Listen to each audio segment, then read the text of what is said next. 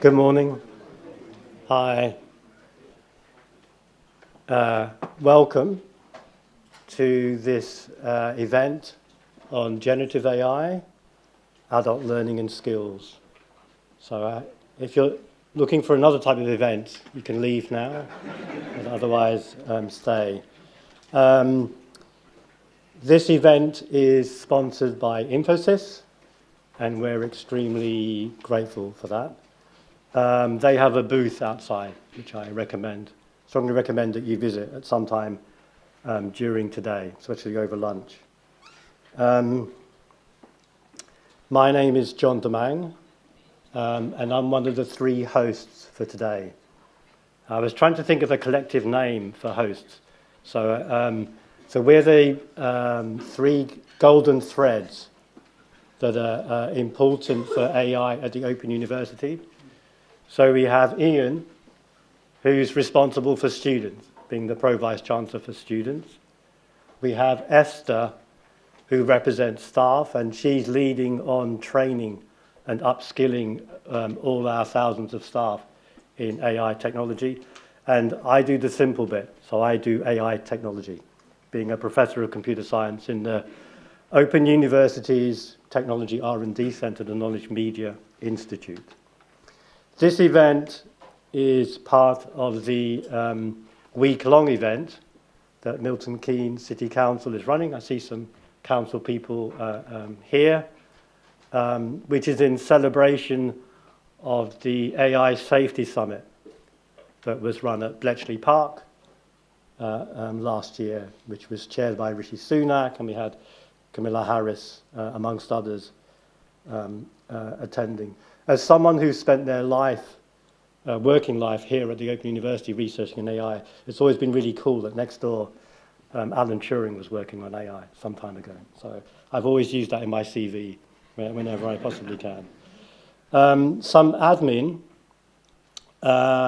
There's no fire drill expected today, so if a fire alarm rings, there's some sort of emergency, please leave by one of the doors. That's the best one, and then go down some stairs. Please turn your mobile phones off now, or put them on silent. Actually, I'm going to ask you to use your mobile phones in a minute, but put them on silent for now. And this event is being recorded, so I hope that's okay with everyone. So, yes, in contradiction to my last element, please use your mobile phones to promote this event. And you can use the hashtag MKAIFest or tag us at the Open University. So let's spread the word. I mean, this is a really big topic. We have a very intense day today, trying to unpack what is generative AI, how does it affect education, how does it affect skills. So you should hopefully have a program on one of those old-fashioned things called paper that you can read. So we'll have a number of keynotes. So straight after this introduction, we have Jacqueline, then Rose. Rose has an unexpected medical concern, so she'll be online. Then we have Jason. We'll have lunch with an exhibition outside with the booth from Infosys. Then across the road at the library, we have more exhibitors. Then in the afternoon, we begin with a panel. Then we'll have two keynotes to close. And then we have a reception with wine and really fancy nibbles. So just to give you one slide about where you are before I hand over to Ian. So the Open University, founded in 1969, we've always been using the latest technology. So our goal is use the latest technology to provide social justice through education at scale. And our working name at the very beginning was the University of the Air, because radio was the predominant technology. And we've used everything from laptops and the web and mobile, etc. And by scale, we have around 200,000 students at any one time. We've taught 2.3 million students. And the word open in our name means that you don't need any qualifications to start studying with us. So a quarter of our students live in the most deprived areas in the countries. We have nearly 40,000 students with a disability. A third of our students don't have the qualifications to get into any other university in the UK. So that's just a quick intro, and I'll now pass over to Ian. Thank you, John. Well, good morning, everybody, and a very warm welcome from me and all of our colleagues here at the Open University. As the intro has said, I'm Pro Vice-Chancellor for Students, and amongst other things, I'm also the sponsor for the university work in AI and generative AI, working closely with the colleagues who are also in the room. I'm therefore delighted to see you all here today on our campus in Milton Keynes for us really to think deeply about the role of AI and generative AI in skills, in learning, and perhaps professional development. May I add my personal thanks to Milton Keynes Council for the invitation for us to be part of a very exciting week of events, and for Emphasis for their generous sponsorship of today's event. While some of my own work is future focused, it perhaps feels like never before that we're at a real-time tipping point in our work in using technology to support learning. And whilst we're yet to understand fully what all of this means, we do know we need to get on, we need to experiment, we need to use and learn from that use of new technologies and develop use cases across all of our work as a large academic institution. Of course, this centres, certainly from my perspective, on how we can fulfil our educational mission, but also necessitates a really keen eye on ways of working, how we can drive efficiencies, how we can support research, development, knowledge exchange, and also fostering meaningful partnerships.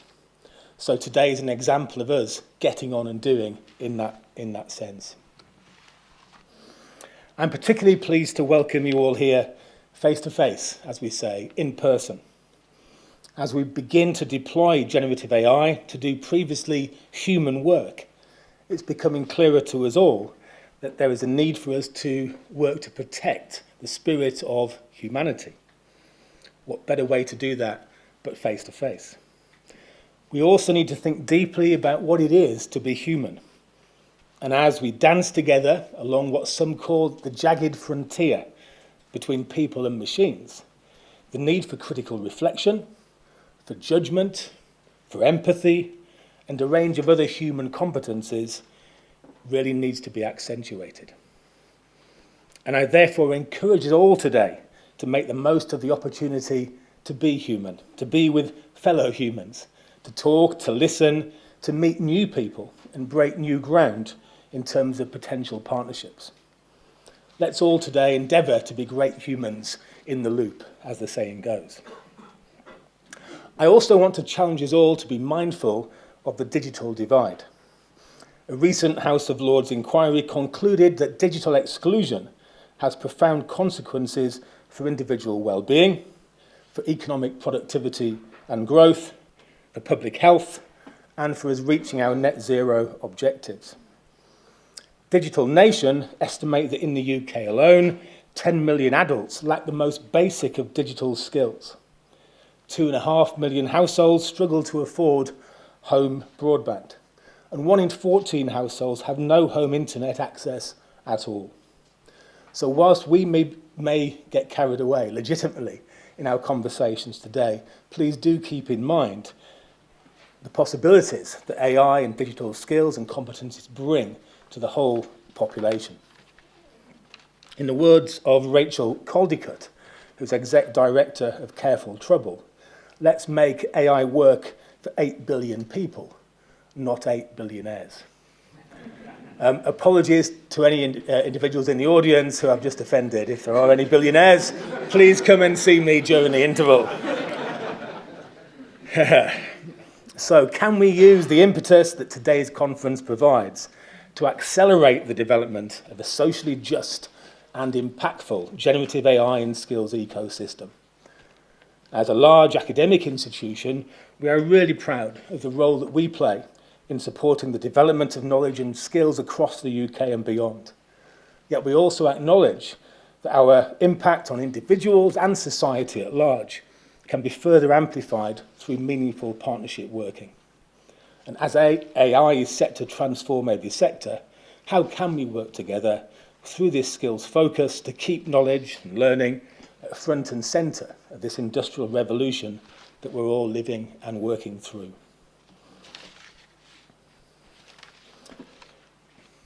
The notion of skills makes us all perhaps think about work and what work will look like in the future. One of my favourite writers on this topic, David Autor in MIT, has explained that the concept of expertise is in constant flux. And jobs that once commanded a premium, the examples that he's given are typesetting, fur trapping, spell checking. These are all now either outmoded or automated. And at the same time, many of the highest paid jobs in industrialised economies, oncologists, software engineers, patent lawyers, therapists, and indeed movie stars, did not exist until specific innovations created a need for them. Autor explains that the areas of expertise that will be eclipsed or gain currency therefore shift across technological epochs. The era of AI heralds another such transformation. And contrary to the view that AI will reduce opportunities for meaningful and purposeful employment, the question perhaps is not whether we will have jobs, I think we will, but whether these will be the jobs that we want. And for the lucky amongst us, work provides purpose, sense of belonging, and a sense of respect.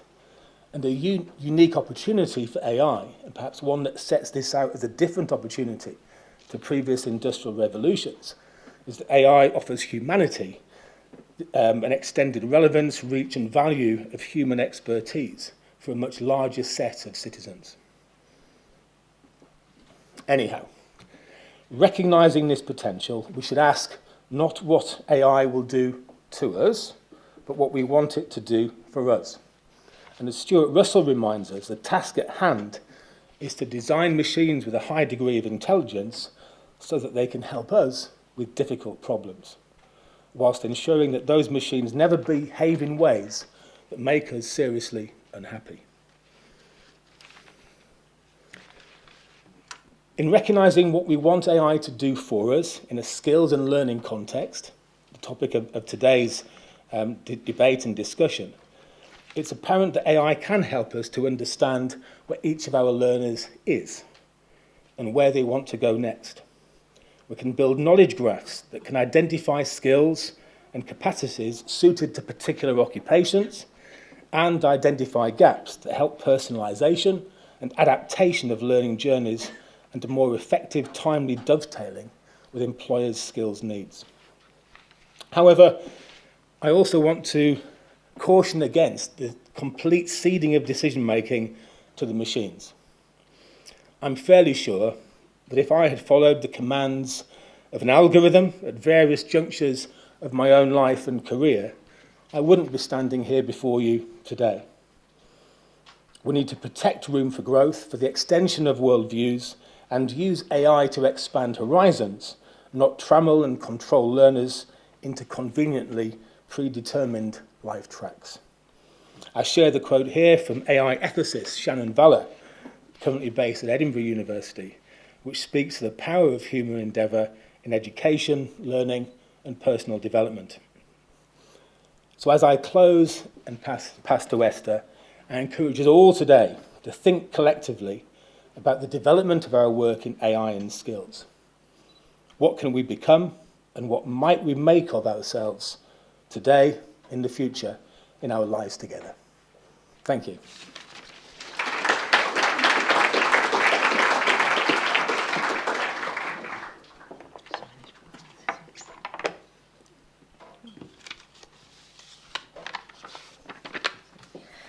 Hi. It's lovely to see so many familiar faces, and thank you everybody for making the time to attend today. While generative AI is at the forefront of all of our minds, it can be easy to forget we are constantly learning to adopt new and emerging technologies every day. And as humans, we have an amazing ability to adapt and respond. This was demonstrated overnight when we had to adapt our ways of working during the COVID pandemic. Generative AI raises many questions, and yes, we want and need to move quickly, but we also can take our time, which is the approach we have taken to developing our OU framework. As a university, we have been involved with exploring the possibilities of AI for a long time, and for the last 18 months, we have been in earnest exploring what generative AI will mean for the OU and the higher education sectors. First, focusing on our students' activity to rapidly produce interim guidelines, and then setting up the AI steering group. The group has members from across the university, including student representation, and we are actively engaging with the unions, industry bodies, our third-party suppliers, and wider community. Our framework has evolved what you see now, and behind this we have a list of recommended activities we need to focus on now. We believe that in order to benefit from the opportunities AI can bring, we need to ensure we also minimise the impact on our people. Each element of the framework sits within a work stream, with a named lead who is responsible for delivering outcomes and produce the investment cases required. To support this, we are fortunate that we have an active and vocal generative AI community of practice, AI working groups, and subject matter experts from both our academic and professional communities within the university and wider afield. The framework will evolve.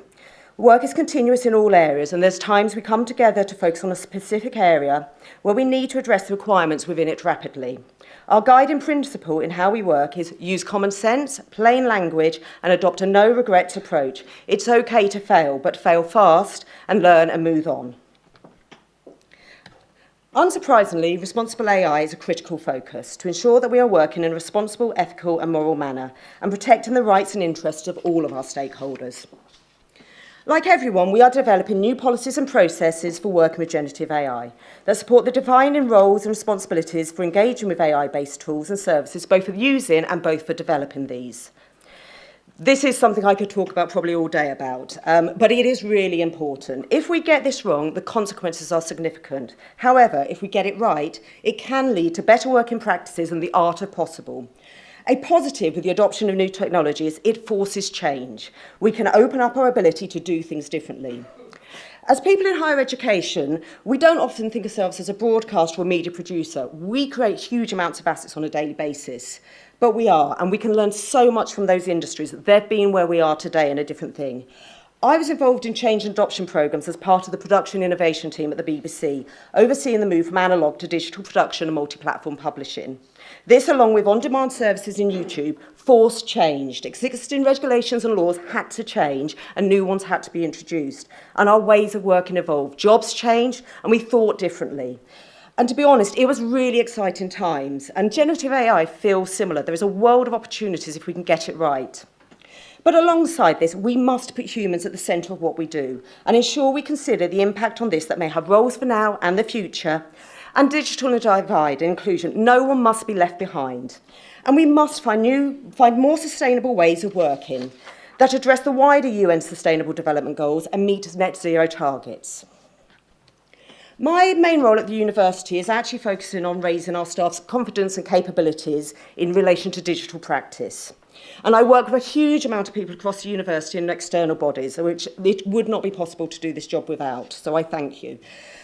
We use an adapted version of the GIST digital capabilities frameworks and work very closely with GIST to develop it. It is just one framework we use. We have a wide ecosystem of frameworks because not one fits all roles. Developing our staff's digital practice is important for how we work now and how it will enable us to use generative AI effectively. By raising awareness that this is not just about the tools and being able to use them, but it's also why we use them, how we use them. It's how we collaborate and communicate. It's also the behaviours we're going to expect now, and also the ability to problem solve and apply critical thinking. And equally, that we look after our own and others' well-beings while ensuring we are working in an inclusive, safe and secure manner. This, we hope, is going to really help as we do this transition to the rolling out generative AI to all of our staff and how we support our students. And will encourage curiosity, enable better conversations, and really importantly, peer-to-peer learning, alongside the formal and informal training we are hoping to offer. We're currently working with internal teams and third-party suppliers on developing our AI skills and training plan for staff. There's another team looking at students, and the investment that is going to be required to support this. It considers both the operational and professional services needs, but also the needs for our students, students and those who are related in activities, student-facing activities, to ensure that we can continue support for students, effective learning, and integrate it into our learning and teaching assessment curriculums. We are fortunate. We have a lot of resources already. We have teams who are early adopters of generative AI, and they're working with us to share their knowledge, develop plans, and help deliver training.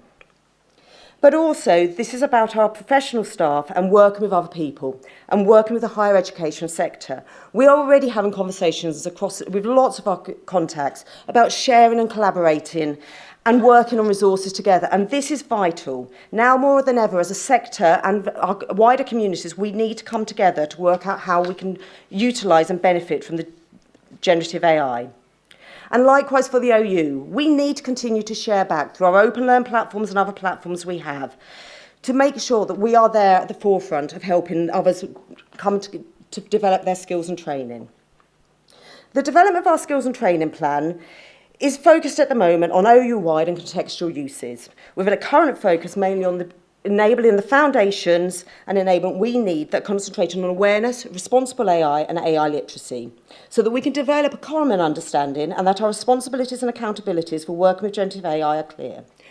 The second area of focus is developing our leaders. We are asking our leadership teams to make decisions on how we will operate using generative AI and what this may mean for their areas.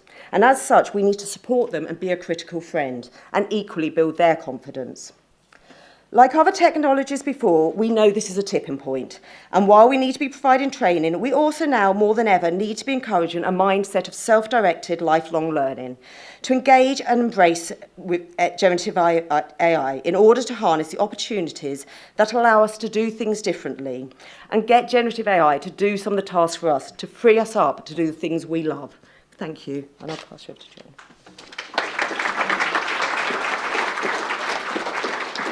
Okay, so the final segment of this introduction, I'm going to say a little bit about what we're doing at the OU in terms of experimenting with generative AI. I've been at the OU for quite a while, so arriving when Ronald Reagan was the president of the US, so if people remember that. And I really think that I have one of the best jobs in the world. So I wake up every morning and I get to work with really fantastic, amazing people, and we basically play with new technologies to see how they can impact on the OU. And we all really believe in the OU's mission of social justice, so it's really cool. I think I would do it for free, but don't tell my bosses that. So just a couple of things. So we've been doing this for a while. So back in 2012, in my lab, my colleagues built a machine learning tool called OU Analyze. It's called the Early Alert Indicators. So at the graph in the top is the clicks, students clicking on some web page and their assignment scores. And you learn from the footsteps of previous students. And then below, there are machine learning algorithms predicted with 95% accuracy in the best cases. Is this student about to fail this next assignment or fail the course? And then we can direct the tutors to focus their attentions. We found with lots of studies that when the tutor uses our tool, the student marks go up by about 7%, 10% for BAME students. And we have lots of the tutors that come back with very positive feedback of how this tool has helped. And we've won lots of awards. The team tends to win one award every year without fail. So that was back in 2012, and we've been, since ChatGPT came out, 18 months, less than 2 years ago now. Seems like longer than that. We've been doing other experimentations. So we've been doing work for staff. So Dave Hayes' team, David Hayes, our chief data officer sitting in the front. So his team built something called Ask OU, which they've been piloting. So we get about 1 million emails every year from students with various requests. And they found in the pilot that the teams can answer 7 emails per hour rather than 4, and the time taken to answer every email has dropped from 15 minutes to 8 minutes. So that is something that we're really looking forward to deploying fully. For academics, I'll just show this movie. Yeah. So OU academics spend a lot of time writing educational materials. So here we've built a collaborative editor. So it's a collaborative editor where one of the collaborators is now an AI. So you write some stuff and then the AI writes some stuff. And you can ask, and we're asking it to improve, to simplify. So as an author, I wasn't happy with that paragraph. I asked, could you please simplify it? The AI text is in green. And then later you'll see you can compare your original text with the AI text. You can also ask the tool to rewrite paragraphs for accessibility. You can ask the tool to generate learning outcomes for you. We also have variations that will generate quizzes and multiple choice questions. So that's one of the other tools that we're doing for staff.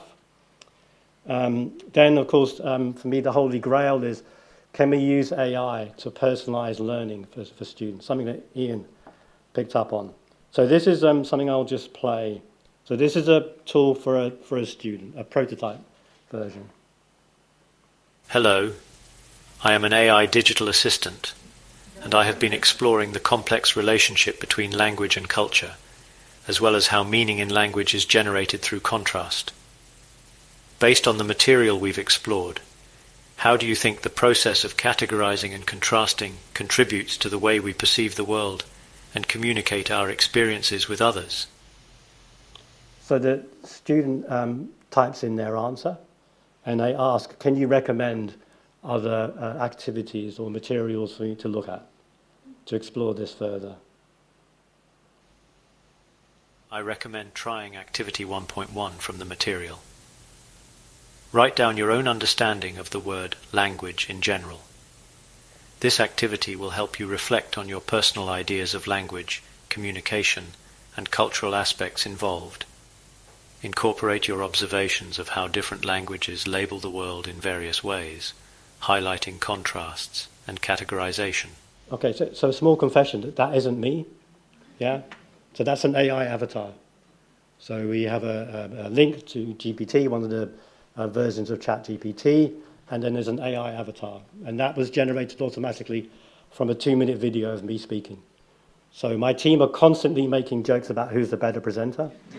And so it is debatable. So but that's what I want to show you. So now we'll close this introductory session and move on to the first keynote. So thank you for your time.